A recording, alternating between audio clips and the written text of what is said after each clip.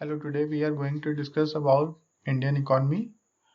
Indian economy कोविड-19 की वजह से, नोवल कोरोना वायरस की वजह से काफ़ी स्ट्रगल कर रही है। पूरे दुनिया की इकॉनमी काफ़ी स्ट्रगल कर रही है। कंपैरेटिवली हम लोग फिर भी थोड़ा बेटर हैं क्योंकि हमने लॉकडाउन को बहुत अच्छे से इम्प्लीमेंट किया हुआ है और ये उम्मीद लगाई जा रही है कि जैसे चीज़ें ठीक होंगी तो उसके बाद से भी इंडिया फर्स्ट या सेकंड रैंक पे होगा जिन देशों की इकॉनमी सबसे अच्छे से ग्रो करेगी। तो उम्मीद ये है कि चाइना और इंडिया की इकॉनमी ही इस एपिडेमिक के बाद सबसे अच्छे से ग्रो करेंगी। और इंडियन इकॉनमी के बारे में अगर हम लोग और बात करें तो basically the explosive story of Indian economy, consumption lead rather than export lead.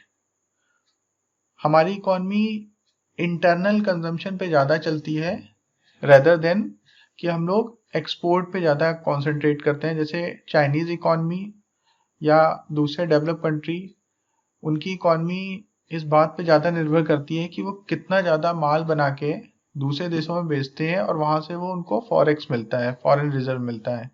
But हमारी इकॉनमी में हम कंजम्पशन ओरिएंटेड इकॉनमी है और हम मैक्सिमम चीज़ें कंज्यूम करते हैं। India is also known as world's market, हमें दुनिया का बाजार कहा जाता है और दुनिया के सारे देश जो भी प्रोडक्ट कहीं पे भी नहीं बिक रहा होता है उसको इंडिया में लाके डंप करने की कोशिश करते हैं।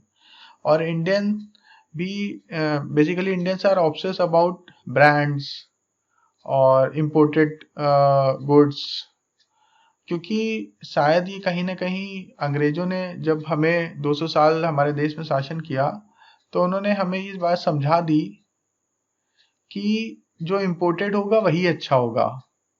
हम अपने प्रोडक्ट्स पे, अपनी कंपनियों पे भरोसा नहीं करते हैं। हमें लगता है कि अगर ये फॉरेन की कंपनी ने बनाया है तो उसकी क्वालिटी सुपीरियर होगी, हमारी कंपनी ने बनाया है तो इन्फीरियर क्वालिटी का होगा। तो बेसिकली हमारी जो इकॉनमी है वो कंजम्पशन ओरिएंटेड इकॉनमी है और उसमें भी हम लोग ये कोशिश करते हैं कि ब्रांड्स पे, फॉरेन गुड्स पे, फॉरेन के प्रोडक्ट्स में, एमएनसी के प्रोडक्ट्स पे ज़्यादा खर्च करें। तो वो हमारी इकॉनमी के लिए जहर बना हुआ है। इसकी वजह से हमारी अपनी खुद की कंपनियां अच्छे से ग्रो नहीं कर रही हैं और कहीं ना कहीं क्वालिटी में भी शायद हम लोग, क्योंकि जो कंपनियां 100-200 साल से काम कर रही हैं like Nestle, Procter and Gamble, Unilever, तो शायद अभी हमारी कंपनियां इतनी ज़्यादा मैच्योर नहीं है कि उनकी मुकाबला कर सकें। But still Patanjali, Dabur, Godrej consumer products, ये सारी कंपनियां बहुत अच्छे से कॉम्पीट कर रही हैं और ये अच्छी चुनौती दे रही हैं। अगर हम थोड़ा देशवासी इन कंपनियों का साथ दें तो शायद हम उनको काफ़ी हेल्प कर सकते हैं अगर हम अपने देश के बने हुए सामानों को कंज्यूम करना स्टार्ट कर दें। दूसरी चीज़, ग्रोथ विद डेमोक्रेसी। बेसिकली हम जैसे ही हमारा देश आज़ाद हुआ तो हम लोग डेमोक्रेसी के सिद्धांत पे काम कर रहे हैं। हमारे यहाँ कोई भी डिक्टेटरशिप या किसी तरह का कम्युनिज्म या इस तरह का कोई भी बहुत ज़्यादा प्रेशर नहीं दिया जाता है। एक फेयर डेमोक्रेसी है और एक लार्जेस्ट डेमोक्रेसी है, दुनिया की सबसे बड़ी डेमोक्रेटिक कंट्री है India. Growth in service rather than manufacturing. India is also known as number 1 service provider in entire globe. India is also known as world's back office.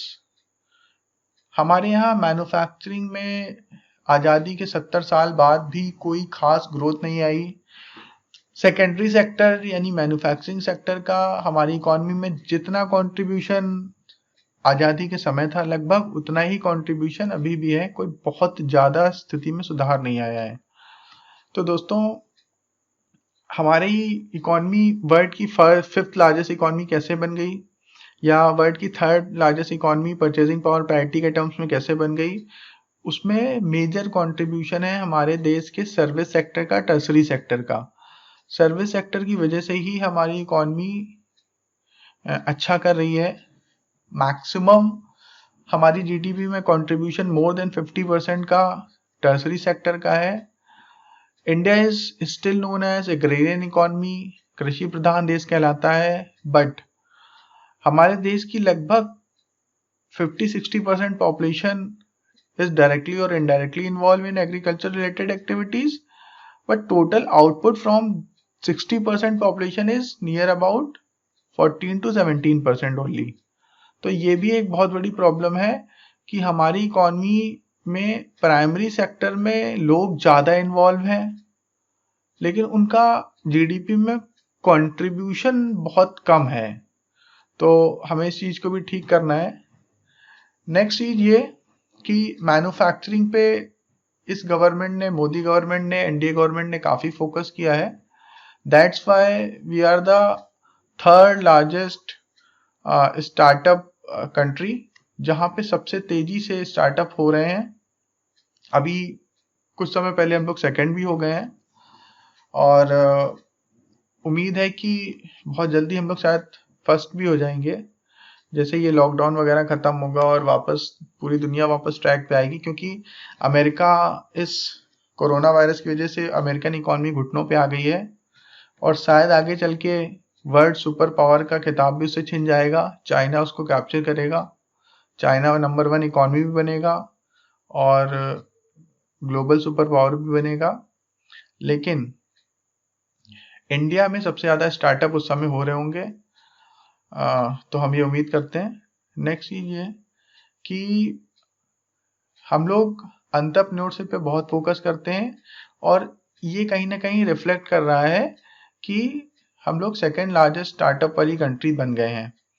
तो गवर्नमेंट अब बहुत ज़्यादा प्रोजेक्ट स्टार्ट नहीं कर रही, जैसे China में, रशिया में मैक्सिमम गवर्नमेंट ही कंट्रीब्यूट करती है, गवर्नमेंट ही फैक्ट्रियां लगाती है, गवर्नमेंट ही बड़े बड़े प्लांट लगाती है। तो अब हमारे एंटरप्रेन्योर्स ये कर रहे हैं और इसलिए इंडिया में एंटरप्रेन्योरशिप, स्टार्टअप्स का चलन बहुत तेजी से बढ़ रहा है। तो ये हमारे इकॉनमी के की फैक्टर्स हैं। हम लोग कंजम्पशन ओरिएंटेड इकॉनमी है, हम लोग लार्जेस्ट डेमोक्रेसी हैं, हम लोग वर्ल्ड के बैक ऑफिस की तरह काम करते हैं, we are number 1 service provider. हम लोग एंटरप्रेन्योरशिप को काफ़ी अच्छे से अडॉप्ट। अगर हम history of independent Indian economy की बात करें तो मिड 1950s में हमारे देश में steel, mining, machine tool, water, telecommunication, insurance, electricity, इस तरह की बड़ी बड़ी सारी इंडस्ट्री का नेशनलाइजेशन कर दिया गया था।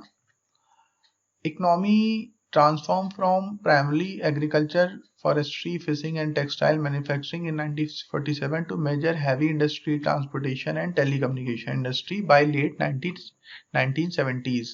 तो ट्रांसफॉर्मेशन हो रहा था क्योंकि जब हमारा देश आज़ाद हुआ तो उस समय maximum population near about more than 90% population वो एग्रीकल्चर का काम करती थी। लेकिन धीरे धीरे इंडस्ट्रियलाइजेशन भी हुआ 1970s तक। इसमें थोड़ा सा ट्रांसफॉर्मेशन हुआ, लोग नई नई फैक्ट्रियां बनी जिसमें गवर्नमेंट ने मेजर कंट्रीब्यूशन किया। पंडित नेहरू ने देश को सोशलिज्म के पैमाने पे चलाना शुरू किया क्योंकि उनका झुकाव थोड़ा यूएसएसआर की तरफ अधिक था। बाद में इंदिरा गांधी ने भी काफ़ी हद तक देश को समाजवादी विचारधारा पे ही चलाने की कोशिश करी। बाद में संजय गांधी के इन्फ्लुएंस और राजीव गांधी, नरसिम्हा राव, इन सब लोगों के आने के बाद से अटल बिहारी वाजपेयी देश जो है वो कैपिटलिस्ट कंट्री की तरफ, कैपिटलिस्ट रुझान का या कैपिटलिस्ट इकोनॉमी की तरफ ज़्यादा मूव कर रहा है। राइट नाउ अगर हम लोग बात करें तो we are working as a modern form of capitalism. We are our economy is acting like modern form of capitalism. Basically हमारी इकोनॉमी को मिक्स्ड इकोनॉमी कहा जाता है, लेकिन अभी हम लोग का अप्रोच जो है वो India had the world's largest economy from the 1st century to 11th century with a 32.9% share of world GDP in the 1st century to 28.9% in 1000 centuries। तो बेसिकली ये अंगस मेडिसन एक इतिहासकार थे जो इकोनॉमी के ऊपर हिस्ट्री लिखते थे। उन्होंने अपनी किताब में लिखा कि पहली शताब्दी से 11वीं शताब्दी के बीच तक इंडिया वर्ल्ड की लार्जेस्ट इकॉनमी था। यह हमारे लिए बहुत गर्व की बात है। इंडिया वर्ल्ड की लार्जेस्ट इकॉनमी था और टोटल ग्लोबल जीडीपी में हमारा लगभग 93% शेयर होता था। यानी कि अगर पूरा देश, पूरी दुनिया मिलकर 100 रुपए कमाती थी तो 33 रुपए का कंट्रीब्यूशन इंडियन इकॉनमी की तरफ से होता था वर्ल्ड जीडीपी में। और अकबर के समय तक भी हमारा ग्लोबल जीडीपी में जो कंट्रीब्यूशन था वो अप्रॉक्स 25% के आसपास था। लेकिन जब अंग्रेजों ने यहाँ पे अपनी सत्ता का विस्तार किया और उन्होंने देश को गुलाम बनाया, 200 सालों तक राज्य किया, उस समय हमारा ग्लोबल जीडीपी में कंट्रीब्यूशन घट के 1% के आसपास आ गया। तो ये एक बहुत ड्रास्टिक फॉल था। और एक जो हमारा स्वर्णकाल चलता था जिस समय हम हिंदुस्तान पूरी दुनिया का सिरमौर था, लार्जेस्ट इकॉनमी थी, वो एकदम धूल धूसरित हो गया। लेकिन अब ये माना जा रहा है कि right now we are on the 5th position in terms of nominal GDP and on 3rd position in terms of purchasing power parity. अब ये माना जा रहा है कि कोविड-19 के बाद हमारी इकॉनमी बहुत तेजी से रिकवर करेगी और जो हमारे टारगेट थे कि हमारी इकॉनमी वर्ल्ड की 3rd लार्जेस्ट इकॉनमी हो जाएगी बहुत जल्द, अगले शायद 8-10 सालों में या उससे पहले भी, तो वो फासला हम लोग और तेजी से तय करेंगे, क्योंकि अब यूरोपियन कंट्री की इकॉनमी काफ़ी मंदी में चली गई है, उनकी जीडीपी ग्रोथ रेट निगेटिव हो गई है और इंडिया भी अगले आने वाले इस कुछ महीनों तक 2% से और उसके बाद 2021 में उम्मीद है कि लगभग 7% से ग्रो करेगा। तो वो हमारे लिए बहुत अच्छा होगा और हम लोग 3rd पोजीशन बहुत जल्दी हासिल कर लेंगे और ये उम्मीद है कि शायद 2050 के बाद या आसपास हम लोग दुनिया की नंबर 1 इकॉनमी हो जाएं। उसके लिए लेकिन हमें 8 से 10% जीडीपी से ग्रो करना पड़ेगा।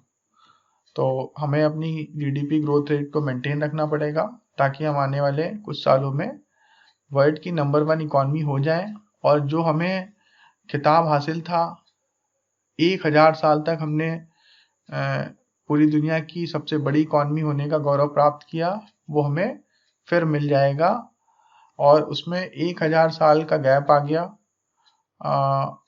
वापस हमें वो हासिल होगा।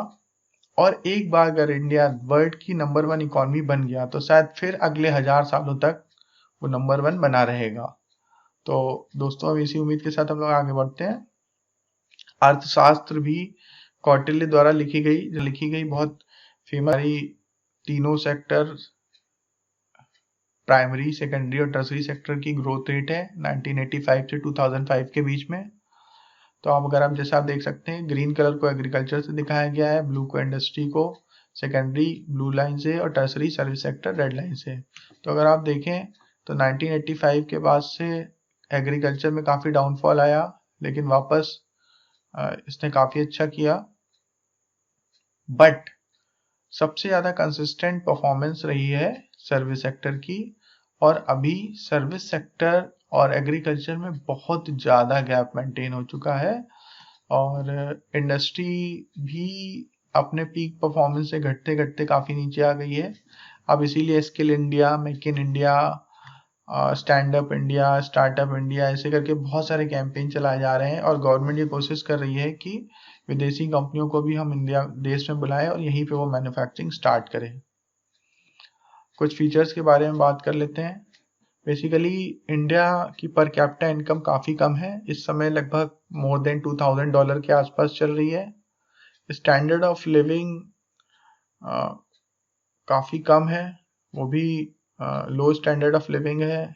एक्सट्रीम पॉवर्टी है, 25 से 35 करोड़ लोग देश के काफ़ी ज़्यादा गरीब हैं और अभी इस एपिडेमिक की वजह से हमें ज़्यादा समझ में आ रहा है कि वो जो डेली वेजेस वाले वर्कर्स हैं उनको शायद हर दिन के लिए प्रॉपर फूड का भी अरेंजमेंट नहीं हो पा रहा है। तो हमें इस बात को एड्रेस करने की बहुत ज़रूरत है कि हम लोग वर्ल्ड की 5th लार्जेस्ट या वर्ल्ड की 3rd लार्जेस्ट इकॉनमी तो बन गए हैं, लेकिन हमें देश के लगभग 1/3 पॉपुलेशन को अभी भी भूखे पेट सोते हुए देख रहे हैं और हमें उसके ऊपर काफ़ी ज़्यादा काम करने की ज़रूरत है। डोमिनेंस ऑफ एग्रीकल्चर, जैसा मैंने आपको बताया कि हमारी स्टिल 50 to 60% पॉपुलेशन डायरेक्टली और इनडायरेक्टली एग्रीकल्चर रिलेटेड वर्क में इन्वॉल्व है और उसका कंट्रीब्यूशन सिर्फ 17% के आसपास ही आता है जीडीपी में। तो हमें इस बात की भी जरूरत है कि हमें उन लोगों को सेकेंडरी और टर्सरी सेक्टर में शिफ्ट करना है। कैपिटल फॉर्मेशन, ये बहुत इंपॉर्टेंट टॉपिक है, बहुत इंपॉर्टेंट पॉइंट है। अगर हम लोग कैपिटल फॉर्मेशन की बात करें तो इस टर्म को थोड़ा सा ध्यान से समझते हैं। बेसिकली जब जिस देश में जितना ज़्यादा सेविंग होती है और वो सेविंग को इन्वेस्ट किया जाता है स्टॉक मार्केट में, म्यूचुअल फंड्स में, बैंक एफडी में, तो वो mutual funds, bank FD, stock market, वो अल्टीमेटली बिजनेस में पैसा इन्वेस्ट करते हैं और बिजनेसमैन को पैसा मिलता है और उस बिजनेस को वो बिजनेस में इन्वेस्ट करता है जिससे वो कैपेसिटी एक्सपेंड करता है, नए तरह के प्रोडक्ट बनाता है, प्लांट का मॉडर्नाइजेशन करता है और लोगों को हायर करता है, नए प्लांट लगाता है जिससे एम्प्लॉयमेंट जनरेट होता है और बेसिकली लोगों को ज़्यादा पैसा मिलता है, लोगों की परचेजिंग पावर बढ़ती है, देश की पर कैपिटा इनकम बढ़ती है, तो ये सारे फायदे होते हैं। दोस्तों, कैपिटल फॉर्मेशन डायरेक्टली डिपेंड करता है देश की सेविंग्स पे। जिस देश की सेविंग जितनी ज़्यादा होगी उस कंट्री की कैपिटल फॉर्मेशन उतनी ज़्यादा होगी। और हमारे सेविंग रेट काफ़ी अच्छे से बढ़े थे, बट लेकिन रिसेंट 5 to 6 ईयर में ये काफ़ी ड्रास्टिकली फॉल करे हैं और 35% की हमारी सेविंग से लेके इस समय हमारी जो हाउस होल्ड सेविंग है वो लगभग 18% पे आ गई थी अभी इस लास्ट वाले बजट के आसपास। और इस बजट की पॉलिसियों के बाद ऐसा लग रहा है, क्योंकि गवर्नमेंट ने जो मैंडेटरी सेविंग स्कीम को ख़त्म कर दिया है 80C में, 80D में, इस तरह की और तरह की मैंडेटरी सेविंग थी कि अगर आपको टैक्स में बचत चाहिए तो आपको इनमें इन्वेस्ट करना पड़ेगा, जो अब नहीं करना होगा आगे से। इसकी बाध्यता को ख़त्म कर दिया गया है, आप अपनी स्वेच्छा से कर सकते हैं। तो इसकी वजह से मुझे ये उम्मीद है कि अगर इन्हीं पॉलिसीज को कंटिन्यू रखा गया तो शायद अगले 5-10 साल में हमारी सेविंग्स जो है वो 8-10% पे आ जाएंगी, जो हमारे कैपिटल फॉर्मेशन को एक बहुत बड़ा हिट देगा। तो गवर्नमेंट को इस पॉइंट को बहुत ज़्यादा ध्यान से एड्रेस करने की ज़रूरत है। अनएम्प्लॉयमेंट बढ़ता जा रहा है देश का। इस समय पिछले 45 साल के हाईएस्ट अनएम्प्लॉयमेंट पे हम लोग बैठे हुए हैं और इस एपिडेमिक की वजह से एक तरह से कोड़ में और खाज भी हो गई है। तो सारा लॉकडाउन है, अनएम्प्लॉयमेंट ऑलरेडी एक्सट्रीम लेवल पे चल रहा था इंडिया में और जो और बुरे दौर में चला गया है। अंडर एम्प्लॉयमेंट, बेसिकली जिनको वर्कर्स को या स्किल लेबर को उनके टैलेंट के हिसाब से, उनके क्वालिफिकेशन के हिसाब से जॉब नहीं मिलती है इंडिया में। एक ओवर एम्प्लॉयमेंट भी होता है, जिस काम को 2 लोग कर सकते हैं उसमें 4 लोग इन्वॉल्व हैं। टेक्नोलॉजी हमारी काफ़ी पीछे है, इंफ्रास्ट्रक्चर बहुत इनएडिक्वेट है, इस तरह से बहुत सारी चीज़ें हैं ये हमारे इंडियन इकॉनमी में। कुछ मेन सेक्टर्स हैं agriculture, industry, finance, service, natural resources. Agriculture की बात करें तो जैसा कि हमें पता है कि हमारा देश एक कृषि प्रधान देश कहलाता है और देश की मैक्सिमम 50-60% पॉपुलेशन एग्रीकल्चर में ही इन्वॉल्व है, जिसका अप्रॉक्स 17% के आसपास, 18% के आसपास जीडीपी में कंट्रीब्यूशन है। We are the largest producer in the world of, हम लोग पूरी दुनिया में milk, cashew nut, coconut, tea, ginger, turmeric, black pepper इसके लार्जेस्ट प्रोड्यूसर हैं। कैटल पॉपुलेशन भी हमारे यहाँ लार्जेस्ट है। We are the second largest producer of wheat, rice, sugar, groundnut, etc. We are the third largest producer of tobacco.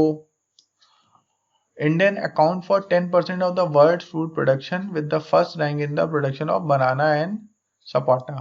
तो ये कुछ agriculture की खूबियां हैं जिसमें बहुत सारी चीज़ों में we are on top. Ginger, coconut, tea, turmeric, kaju nut, black pepper.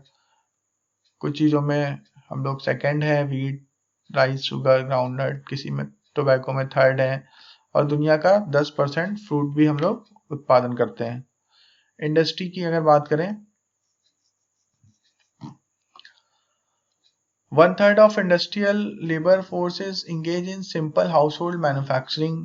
हमारे यहाँ जो मेन एम्प्लॉयमेंट जनरेट होता है वो एसएमईज से होता है, स्मॉल मीडियम स्केल एंटरप्राइजेस से। लार्ज स्केल एंटरप्राइजेस उतनी ज़्यादा एम्प्लॉयमेंट जनरेट नहीं कर पाती हैं, और टाइनी इंडस्ट्रीज भी बहुत ज़्यादा एम्प्लॉयमेंट जनरेट नहीं कर पाती हैं। हमारा मेन जो एम्प्लॉयमेंट जनरेट होता है वो स्मॉल मीडियम स्केल एंटरप्राइजेस से ही होता है।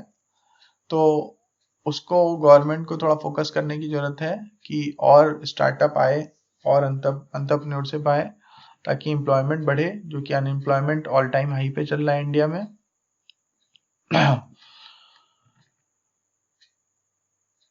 इंडिया फैक्ट्री आउटपुट में 16 पोजीशन पे है। टेक्सटाइल मैन्युफैक्चरिंग में second largest source for employment after agriculture and account for 26% of manufacturing output. Basically textile industry हमारे देश का सबसे ज़्यादा एम्प्लॉयमेंट देने वाला सेकेंड लार्जेस्ट सेक्टर है एग्रीकल्चर के बाद, और टोटल मैन्युफैक्चरिंग आउटपुट में 26% का आउटपुट हमें टेक्सटाइल इंडस्ट्री से मिलता है। त्रिपुरा में बेसिकली इंडिया में बहुत बड़ा होजरी का एक गढ़ बन गया है। मुंबई में धारावी जो दुनिया का सबसे बड़ा स्लम एरिया है, और वो भी बेसिकली लेदर प्रोडक्ट्स मैन्युफैक्चरिंग के लिए काफ़ी फेमस है। कानपुर लेदर प्रोडक्ट्स मैन्युफैक्चरिंग के लिए काफ़ी फेमस है। और बट इंडिया में काफ़ी हद तक जो पुरानी इंडस्ट्री थी, जो बड़ी बड़ी फैक्ट्रियाँ थी, कई शहर वर्ल्ड के मैनचेस्टर कहलाते थे, वो चीज़ें अब ख़त्म हो रही हैं। बहुत बड़ी बड़ी मिल्स बंद हो रही हैं कम्युनिस्ट की वजह से, स्ट्राइक्स की वजह से, इंफ्रास्ट्रक्चर के लैग की वजह से, गवर्नमेंट का सपोर्ट ना मिल पाने की वजह से, प्रॉपर इलेक्ट्रिसिटी इंफ्रास्ट्रक्चर ना होने की वजह से। तो इंडस्ट्री सेक्टर भी, और अगर टेक्सटाइल की बात करें तो टेक्सटाइल में जहाँ पे हमारा एक बहुत अच्छा रुतबा था, इससे हमें काफ़ी ज़्यादा फ़ायदा मिलता था, और दुनिया के कई सारे बड़े बड़े ब्रांड्स यूरोप अमेरिका से हमें ऑर्डर देते थे, और हम लोग उनके प्रोडक्ट को बना के बाहर भेजते हैं, जिससे हमें फॉरेक्स मिलता है। लेकिन अब वो बेस चाइना और बांग्लादेश में शिफ्ट हो रहा है, क्योंकि वहाँ पे ज़्यादा फेवरेबल कंडीशंस हैं। हमारे जो मैन्युफैक्चरर हैं वो उनको उस क्वालिटी और उस रेट पे चीज़ें नहीं दे पा रहे हैं, बांग्लादेश और चाइना वो दे रहा है। तो टेक्सटाइल का जो हमें आउटसोर्स हम लोग करते थे यहाँ से, उसमें भी हमें काफ़ी लॉस हो रहा है। हमारा काफ़ी कंपटीशन स्टार्ट हो गया है चाइना से और बांग्लादेश में। और वो फाइनेंस की अगर बात करें तो प्राइम मिनिस्टर इंदिरा गांधी ने 1969 में भारत के लगभग 14 बैंकों को नेशनलाइज कर दिया था, और बाद में 6 और बैंकों को 1980 में नेशनलाइज कर दिया था।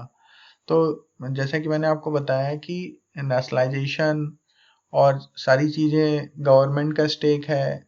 तो ये इंडिया जब देश आज़ाद हुआ था, हमारा देश आज़ाद हुआ था, तो हमने कांग्रेस गवर्नमेंट ने बेसिकली, पंडित नेहरू ने, बाद में इंदिरा गांधी जी ने भी देश को सोशलिस्ट फॉर्म में चलाने की कोशिश करी थी। और सोशलिज्म में ऐसा होता है कि सारी चीज़ें, सारी एसेट्स, सब कुछ स्टेट की होती हैं।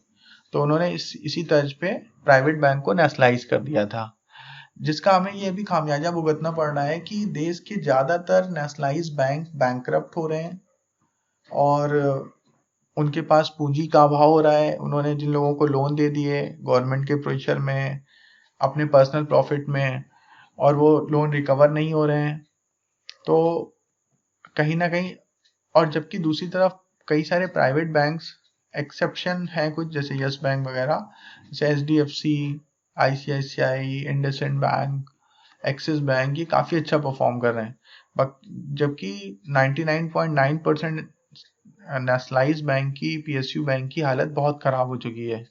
उनकी बुक वैल्यू निगेटिव हो गई है बहुत सारे बैंकों की, उनको आपस में मर्ज किया जा रहा है, वो बैंकरप्सी की कगार पे पहुंच गए हैं।